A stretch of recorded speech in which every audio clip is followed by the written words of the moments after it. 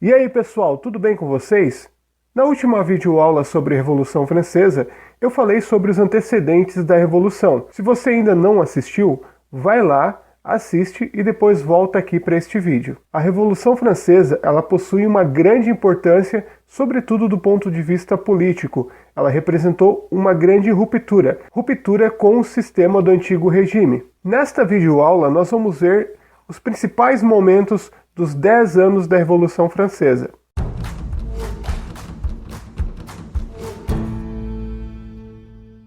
Após a tomada da Bastilha, o período da Revolução Francesa acabou sendo marcado pelas disputas de poder entre jacobinos e girondinos. Logo no início da Revolução, se formou uma Assembleia Constituinte para elaborar uma nova Constituição para a França Revolucionária. Essa Assembleia Constituinte se tornou a Assembleia Legislativa Francesa. E nesta Assembleia, aqueles que representavam os interesses da alta burguesia francesa, da nobreza, ou seja, das classes dominantes da França, sentavam-se do lado direito. Esses eram chamados de girondinos. Aqueles que representavam os interesses da pequena burguesia, dos camponeses, dos trabalhadores urbanos, sentavam-se do lado esquerdo.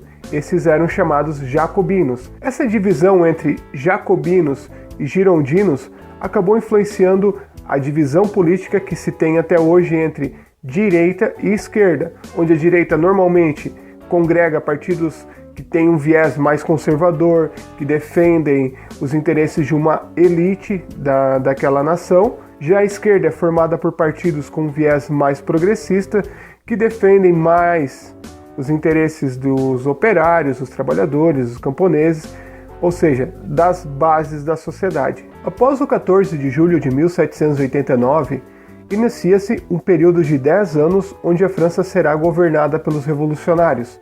Este período revolucionário ele pode ser dividido em 3 fases. A primeira é a monarquia constitucional, que vai do início da Revolução em 1789 até 1792. Depois vem o período da Convenção Nacional, período do governo dominado pelos jacobinos, que vai de 1792 até 1795. E o terceiro é o período conhecido como Diretório, onde os girondinos estiveram no poder, que vai de 1795 até a ascensão do consulado em 1799. Após a Revolução, houve a Assembleia Constituinte, conforme eu já falei.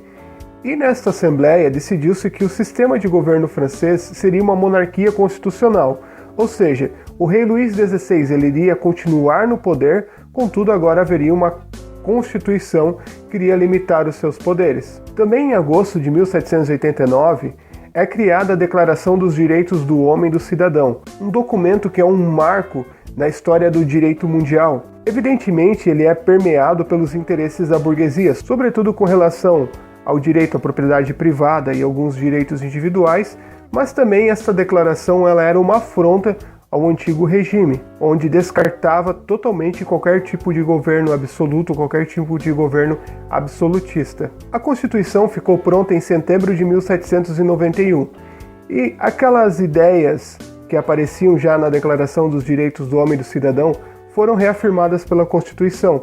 O antigo regime estava oficialmente encerrado. Acabava-se aquela divisão da França entre primeiro, segundo e terceiro estado. Outra coisa que foi definida por essa Constituição de 1791 é que o voto não seria universal. Haveria uma renda mínima para que as pessoas pudessem participar das eleições, ou seja, é o voto de caráter censitário, onde a pessoa ela teria que comprovar que ela possuía essa renda mínima para efetivamente votar. Outra coisa contraditória nesta Constituição foi a manutenção da escravidão nas colônias francesas. Neste período ainda vivia-se na França um momento de muita instabilidade. A Revolução tinha começado em 1789, tinha abalado todas as estruturas do poder francês, então os jacobinos, se aproveitando dessa instabilidade, acabaram por criar a Convenção Nacional. Desta forma, a Convenção Nacional ela derrubou a monarquia, Inclusive o próprio rei Luís XVI acabou sendo guilhotinado.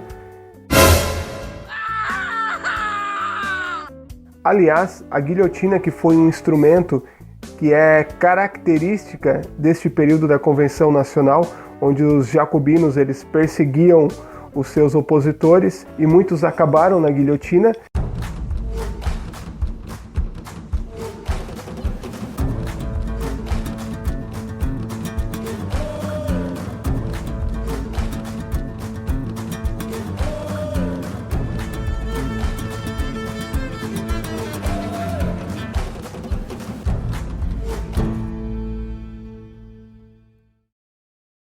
Mas apesar desse terror jacobino, como ficou conhecido, o período da Convenção Nacional também é um momento de muitos avanços sociais. Com a abolição da escravidão nas colônias, o voto ele torna-se universal, há um sistema de controle do preço de alimentos de primeira necessidade e também, durante esse período da Convenção Nacional, é criado um dos primeiros sistemas de educação primária gratuito do mundo. Inclusive, sistema educacional que acabou influenciando a criação de outros em outros países. Por fim, em 1795, os girondinos conseguem tirar os jacobinos do poder e inicia-se o período do Diretório. Esse período, além de ser marcado pela volta dos girondinos ao poder, o encerramento do terror jacobino, ele também é marcado por um retrocesso do ponto de vista social, onde várias leis progressistas criadas pelos jacobinos, elas são revogadas, pois, neste momento, com os girondinos no poder, o interesse da burguesia francesa, ou seja, das classes mais altas da França, passava a prevalecer. Durante esse período do Diretório, a França ela precisa encarar uma ameaça estrangeira. Diversos países se unem para derrubar o governo revolucionário francês. Países como, por exemplo, a Áustria ou a Inglaterra viam com extrema preocupação o que estava acontecendo na França e temiam que aquela revolução chegasse a seus países. Na Áustria também havia um interesse familiar, já que Luís XVI ele era casado com Maria Antonieta, que ela era da corte austríaca. Durante esses períodos de guerra, onde a França revolucionária precisa enfrentar esses países que querem derrubar o governo revolucionário francês, acaba ganhando destaque um general, um jovem general francês que tem êxito em diversas batalhas. Esse general era Napoleão Bonaparte. A fama de Napoleão Bonaparte ela vai crescendo tanto ao longo do período que em 1799 é criado o consulado, onde o governo francês passa a ser dividido por 3 cônsules.